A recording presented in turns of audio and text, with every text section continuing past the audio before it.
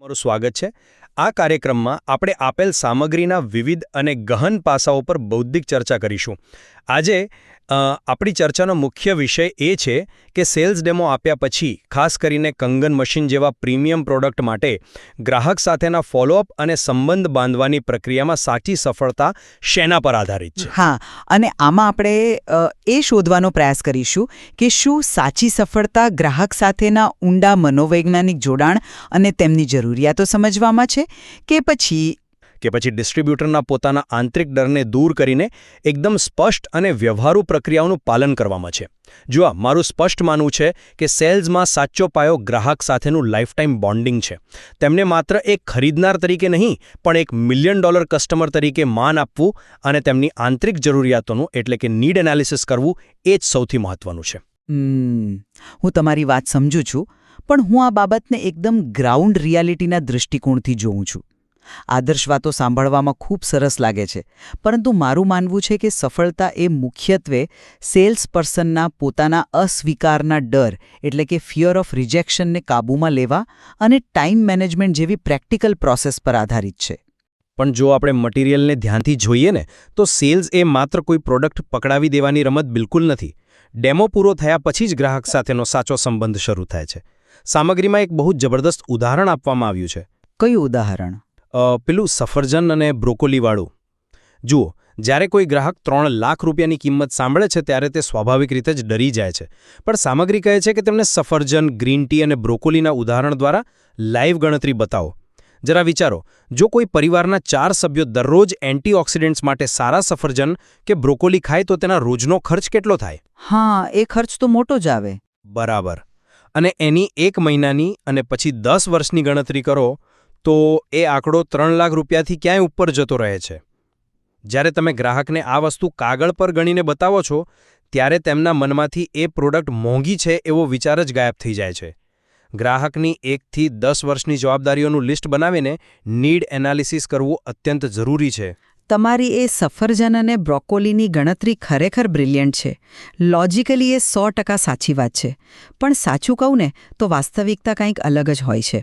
Material પોતે સ્વીકારે છે કે 90% ડિસ્ટ્રીબ્યુટર્સ જ્યારે ફોલોઅપ કરવા જાય છે ત્યારે તેમના હાથ પરસેવે રેબઝેબ હોય છે. હા, ડર તો હોય છે શરૂઆતમાં. હા, તેઓ ગ્રાહકના ઘરની બેલ વગાડતા ડરે છે. કેમ?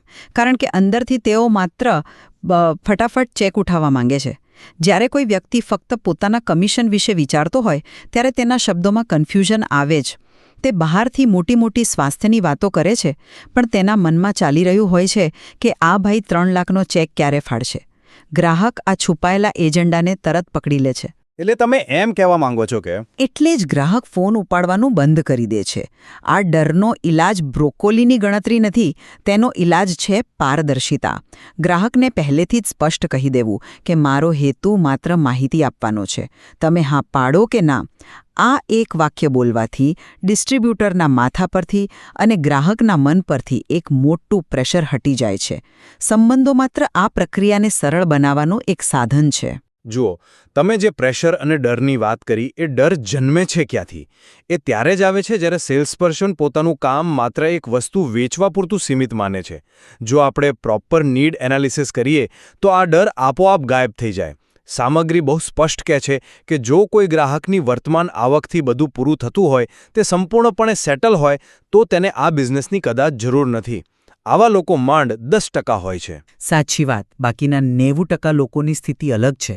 તમારે તેમની સાથે બેસીને તેમની આગામી 1 થી 5 વર્ષ કે 10 વર્ષની ભવિષ્યની જવાબદારીઓનો અહેસાસ કરાવવો પડે. જ્યારે તમે ગ્રાહકને આ વાસ્તવિકતા સમજાવો છો, ત્યારે ગ્રાહક કોઈ મશીન નથી ખરીદતો, તે વાસ્તવના સેલ્સ પર્સનને ખરીદે છે. થોડું હસવું આવે છે મને આ સાંભળીને, કારણ કે તમારી વાત સાંભળવામાં એકદમ આદર્શ માર્ગદર્શક જેવી લાગે છે. પણ શું ખરેખર એવું હોય છે? કારણ કે મટીરિયલમાં એક બહુ જ રસપ્રદ વાક્ય છે જે તમે કદાચ મિસ કરી રહ્યા છો. તેમાં લખ્યું છે કે લોકો જરૂરિયાત વગર પણ ખરીદી રહ્યા છે. હા, પણ એ તો અપવાદ હોય છે ને. ના, આજે એવું નથી. આજે લોકો પાસે EMI અને ક્રેડિટ કાર્ડ છે. તેઓ જરૂર ન હોય એવી વસ્તુઓ પણ ખરીદે છે.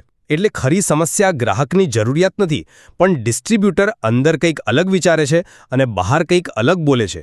તમે નીડ એનાલિસિસની વાત કરો છો, પણ એ એનાલિસિસ કરવા માટે ગ્રાહક તમને પોતાના ઘરમાં આવવા તો દેવું જોઈએ ને. જો શરૂઆતમાં જ તમે ગ્રાહકના જીવનમાં બહુ ઊંડા ઉતરવા જશો તો તે ડિફેન્સિવ થઈ જશે. ડિફેન્સિવ થવાની વાત પર જ હું લોકવ્યવહાર એટલે કે ડેલ કાર્નેગીના પુસ્તકનો સંદર્ભ આપવા માંગુ છું, જેનો મટીરિયલમાં ખાસ ઉલ્લેખ છે. પહેલી જ મીટિંગમાં ગ્રાહકની ગુડબુકમાં આવવું પડે. સામગ્રીમાં તો ત્યાં સુધી કહેવાયું છે કે ગ્રાહક તમારો આશિક બની જવો જોઈએ. આશિક? એ થોડું વધારે પડતું નથી લાગતું? ના, જરાય નહીં. આનો અર્થ એ નથી કે તમે જઈને સીધી એમના ભવિષ્યની ખાતાવહી ખોલી નાખો. આનો અર્થ એ છે કે તમારે સાચા અર્થમાં એક સારા શ્રોતા બનવું પડશે. વાત કાપવાને બદલે તેને પૂરેપૂરો સાંભળવો જરૂરી છે. જ્યારે ગ્રાહક પોતાની અંગત ચિંતાઓ તમારી સાથે શેર કરવા લાગે ત્યારે જ એ સાચું બોન્ડિંગ બને છે. તમે સાંભળવાની અને બોન્ડિંગની વાત કરી, પણ બરાબર અહીં જ મોટાભાગના લોકો સૌથી મોટી ભૂલ કરે છે. વાસ્તવિકતા જુઓ. ડિસ્ટ્રીબ્યુટર્સ કોઈના ઘરે જાય છે, 2-3 કલાક બેસી રહે છે અને પછી તેમને જ અંદરથી થવા લાગે છે કે અરે યાર, મેં વધારે સમય લઈ લીધો, હવે અહીંથી ભાગવા દો. અને ગ્રાહક પણ મનમાં વિચારતો હોય છે કે આ ભાઈ ક્યારે જશે. એ તો ડિસ્ટ્રીબ્યુટરની પોતાની ભૂલ છે. હા, અને એટલે જ મટીરિયલ બહુ જ પ્રેક્ટિકલ વાત કરે છે કે ખરી છાપ ત્યારે પડે છે જ્યારે દરવાજો બંધ થવાની તૈયારી હોય. તમારે ગ્રાહકને અગાઉથી જ કહી દેવું જોઈએ કે હું માત્ર 10-15 મિનિટ માટે જ આવીશ કારણ કે મારી બીજી મીટિંગ ફિક્સ છે.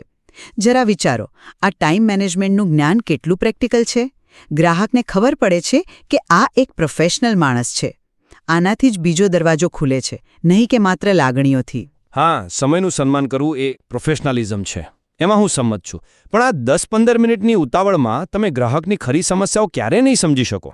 ચાલો, મટીરિયલમાં આપેલા સૌથી જટિલ ઉદાહરણની વાત કરીએ. તમે ફોલોઅપ માટે ચાહો છો, પતિને ડેમો ગમી ગયો છે પણ તેની પત્ની ચોખ્ખી ના પાડી દે છે. હવે સામાન્ય ડિસ્ટ્રીબ્યુટર શું વિચારશે? કે પત્નીને કિંમત વધારે લાગી રહેશે. બિલકુલ. પણ સામગ્રી શું કહે છે? તેનું સાચું કારણ ભૂતકાળમાં કરેલી કોઈ નાણાકીય ભૂલ એટલે કે કાલાકાંડી હોઈ શકે છે. કદાચ પતિએ કોઈ ખોટી સ્કીમમાં મોટા પૈસા ગુમાવ્યા હોય. શું તમને લાગે છે કે આવી અત્યંત અંગત વાત કોઈ ગ્રાહક તમને 10 મિનિટની મુલાકાતમાં કહી દેશે? એ વાત તો છે. ક્યારે નહીં. આના માટે ધીરજ જોઈએ. ધીરજની સરખામણી બાળકના ઉછેર સાથે કરવામાં આવી છે. જેમ મા-બાપ 15-20 વર્ષ બાળક પાછળ આપે છે, તેમ ડિસ્ટ્રીબ્યુટર પાછળ 2-3 મહિના આપવા પડે. તમારી આ વાત સાચી છે કે પત્નીની ના પાછળ આવું કોઈ છુપાયેલું કારણ, કોઈ જૂની કાલાકાંડી હોઈ શકે છે. પણ મારો પ્રશ્ન એ છે કે ડિસ્ટ્રીબ્યુટર એ કારણ સુધી પહોંચશે કેવી રીતે?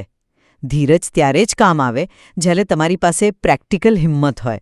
મટીરિયલના અંતમાં સ્પષ્ટ છે કે સ્ટેજ પર પહેલીવાર ઊભા રહેનારનો અવાજ નથી નીકળતો. હા, શરૂઆતમાં કોન્ફિડન્સનો અભાવ હોય છે. બિલકુલ. કોઈ સિનિયર વગર જાતે જઈને ચેક અથવા અનુભવ લઈને પાછા આવવાની હિંમત ન હોય તો ગમે તેટલી ધીરજ રાખવા છતાં ક્લોઝિંગ નહીં આવે.